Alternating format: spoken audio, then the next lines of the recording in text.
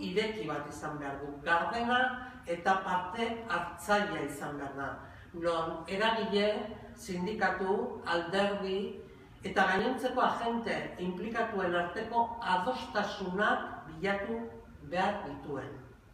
Hezkuntza komunitateak, eragileek eta herritarrek orain arte egindako lanak eta aurrera eramandako egitasmoa kontutan eta aintzat hartu behar ditu.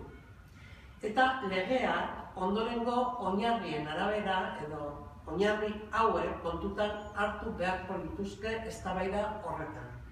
Kurrikulum eta ebaluazio sistema propio bat eraikitzea, gure beharretatik abiatuta eta behar horiei erantzungo diena, hizkuntz ereduak gainditu eta ikasle euskaldun eleaniztasunak heztea, gaur egun ez dena lortzen gure hezkuntza sisteman, eta egungo eredua gaindituko duen eskola publikoa ezaugarritzea.